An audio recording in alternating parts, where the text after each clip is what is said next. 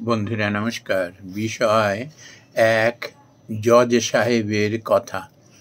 বন্ধুরা, আমার বাবার কাছ থেকে এই জজ সাহেবের কথা আমি শুনেছিলাম এবং এটি শেয়ার করতে আজকে ভিডিওটি করা। বন্ধুরা, আমার বাবা ওই শ্রী শ্রী চণ্ডীতে বর্ণিত বৈশ্য সমাধির প্রসঙ্গ করতে গিয়ে এই জজ সাহেবের গল্পটি, কাহিনীটি উনি শুনিয়েছিলেন। বন্ধুরা, জীবনে যারা খুব সৎ এবং ন্যায়পরায়ণ হন না, ভগবান বোধহয় সব থেকে তাদেরই বেশি পরীক্ষা করেন। ঘরে বাইরে তারা যে কিভাবে তাদের সংকটকে, প্রতিকূলতাকে যে মোকাবেলা করতে হয় না, এই জজ সাহেবের কাহিনী থেকে, গল্পটি থেকে, তার ব্যক্তি জীবন থেকে না এটি বেরিয়ে এসেছিল। তো বাবা বলছিলেন যে ইনি বাবা তাকে চিনতেন, যেহেতু শিল্পী ছিলেন, বহু বড় বড় মানুষের সঙ্গে পরিচয় ছিল, তো এনাকে তিনি খুব কাছ থেকে জানতেন। খুব দাপুটে জজ সাহেব ছিলেন, দাপুটে, হাইকোর্টের একজন দাপুটে জজ সাহেব। মানুষজনের তার প্রতি যে কি আস্থা এবং সমীহ ছিল, কেন জানেন? তিনি অত্যন্ত সৎ এবং ন্যায়পরায়ণ ছিলেন, ওই জন্য ভীষণ সাহসী মানুষ ছিলেন। সত্যের সঙ্গে কোনো কম্প্রোমাইজ নাই, সত্যকে তিনি ঠিক খুঁজে বার করবেন এবং মানুষকে ন্যায় দিলাবেন। এটিই ছিল তার জীবনের লক্ষ্য। সত্যের জন্য, ন্যায়ের জন্য তার জীবনপণ লড়াই, এটা বাবা দেখেছিলেন। তো বন্ধুরা, সৎ ন্যায়পরায়ণ হলেই যে ব্যক্তি জীবনে সে পরমানন্দে থাকবে, তার উপায় নেই। দেখবেন শ্যাকরা কিংবা কামার যখন একটি দ্রব্য তৈরি করেন না, তাকে আগুনে পুড়িয়ে পিটিয়ে তবে তাকে প্রতিষ্ঠা দেন। এই জজ সাহেবের জীবনও তাই। যে মানুষটি কোর্টে গিয়ে নির্ভীকভাবে তিনি রায় শোনাতেন, কোনো ভয় কিংবা কারুর প্রভাব তাকে বিন্দু মাত্র বিচলিত করতে পারতেন না। নির্ভীক মানুষ, সত্য এবং ন্যায়ের পথে থেকে তিনি ন্যায়ের বাণী শোনাতেন,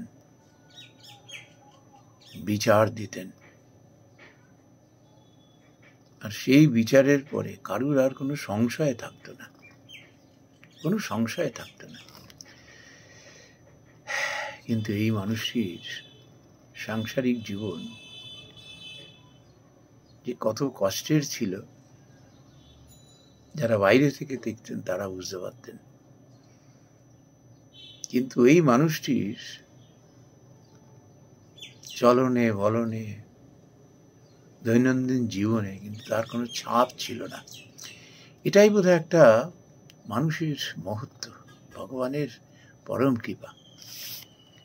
এনার স্ত্রী ছিলেন মানসিক রোগী।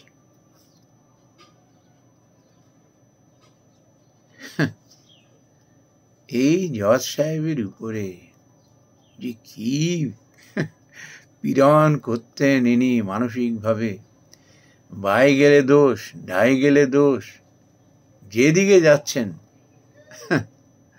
তার দোষ খুঁজে বার করছেন। অদ্ভুত অদ্ভুত তার আবদার। নিজে এত বড় একটা উচ্চ পদে রয়েছেন, কত তার চিন্তা ভাবনা করতে হয়, এদিকে তার খেয়ালই ছিল না। তার কাছে এর কোনো মূল্যই ছিল না। হতে পারে হয়তো তার এই মানসিক ব্যাধির জন্য ভদ্রমহিলার কি জুলুমবাজি, তার উপরে রাত জেগে স্ত্রীর সেবা করতেন, নিজের হাতে পায়খানা ভূমি পরিষ্কার করতেন, এতটুকু তার প্রতি অবহেলা করতেন না। নিজের শরীর স্বাস্থ্যের প্রতি তিনি যত্ন নিতে পারতেন না, কিন্তু স্ত্রীর প্রতি, নিঃসন্তান ছিলেন, কোনো সন্তানাদি হয়নি, স্ত্রীর প্রতি কি কর্তব্যপরায়ণ ব্যক্তি!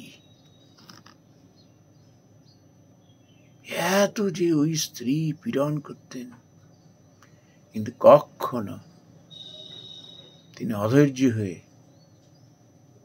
কোনো কটু কথা বলতেন না,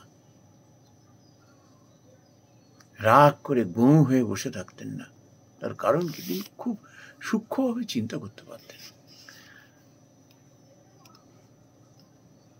পাছে এই মানুষটি আরো মানসিক আঘাত পান এবং তার মানসিক অবস্থার আরো অবনতি ঘটে, এবং যে অবস্থায় আছে তার থেকেও যাতে আরো খারাপ পরিণতি না হয়, এই কথা মনে রেখে না তিনি বলতে গেলে পিঠ পেতে মার খাওয়া বলে না, ওই রকম স্ত্রীর কোনো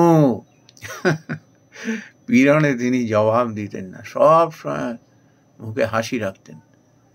তিনি যা বলতেন সেই আবদার মেটানোর চেষ্টা করতেন, বুঝিয়ে বলার চেষ্টা করতেন, কিন্তু মানসিক ওই রকম একটা পরিস্থিতি, কখন কোন দিকে মন চলে যায়, কি আচরণ করে, কোনো ঠিক ঠিকানা নেই। কিন্তু জজ সাহেব সেটা বুঝতেন। যে চিকিৎসকের কাছে চিকিৎসা করাতেন, এই জজ সাহেবকে না দুহাত তুলে প্রণাম করতেন। আমি বহু মানুষ দেখেছি, এইরকম মানুষ আমি দেখিনি আপনার মতো। জজ সাহেব বলে না, তার এই মানবিক গুণাবলীর জন্য। আমার বাবা এরকম বলতেন যে যে মানুষটা ওইরকম যখন আদালতে বিচারকের আসনে বসতেন, সব তটস্থ হয়ে থাকত, কি তার সওয়াল জবাব, কি তার উত্তর, কি তার গাম্ভীর্য, কি ব্যক্তিত্ব, চেহারায় কি মিষ্টতা! একটা মানুষের মধ্যে যে এত গুণাবলী হতে পারে ধারণা করা যায় না। বলতেন যে এত ভালো লাগে ওনার ওই ব্যক্তিত্ব, যে যে কোনো মানুষকে অন্তরকে স্পর্শ করে যায়। কি অসাধারণ ব্যক্তিত্ব! যতদিন হাইকোর্টের চেয়ার তিনি অলঙ্কিত করেছেন, জুনিয়ররা বহু কিছু তার কাছ থেকে শিখেছেন, কিন্তু সাংসারিক জীবনে কিরকম একটা করুণ পরিণতি। বাবা আসল কথাটি বলেছিলেন যে উনি যে এরকম একটা পরিস্থিতির মধ্যে আছেন, আমরা বাইরে থেকে ভাবতাম বোধহয় কত কষ্টের মধ্যে, কিন্তু ওনার কিন্তু কোনো কষ্টই ছিল না। তখন এই শ্রীরামকৃষ্ণ পরমহংসদেবে এই কথাটি বাবা বলেছিলেন যে ঠাকুরকে না, তার একদিন পার্শ্বদ, তার এই ঠাকুরের শ্রীরামকৃষ্ণ পরমহংসদেবের গলায় ক্যান্সার হয়েছিল না, একদিন এরকম ভাবে তিনি বিছানায় শুয়ে হয়তো কষ্ট হচ্ছিল, একটু হা আওয়াজ করছিলেন, সেই পার্শ্বদ সিঁড়ি দিয়ে উঠতে উঠতে তো বললেন, বেশ তো আছো? কোথায় তার কষ্ট হচ্ছে সহানুভূতি তা না, বেশ তো আছো ঠাকুর, বেশ তো আছো? ঠাকুর তখন উত্তর বলেছিলেন, শালা ধরে ফেলেছে। কেন, ওই যে শারীরিক যে কষ্টের কথা বলছেন ওটা বাহ্যিক ব্যাপার, আসলে সে পরমানন্দে রয়েছেন। আসল মানুষটিকে নিয়ে। ওই জজ সাহেবের জীবনও হয়তো এরকম, তিনি আসল মানুষটিকে নিয়ে পরমানন্দে আছেন। এই জন্য সংসারের ভেতরে বাইরে কোনো সমস্যাই তাকে টলাতে পারেনি। তিনি পরমানন্দে ছিলেন। আমরা দূর থেকে এই দৃশ্য দেখে হয়তো ভাবতাম, মানুষটা এমন মানুষও এত কষ্টে থাকেন। নমস্কার বন্ধুরা।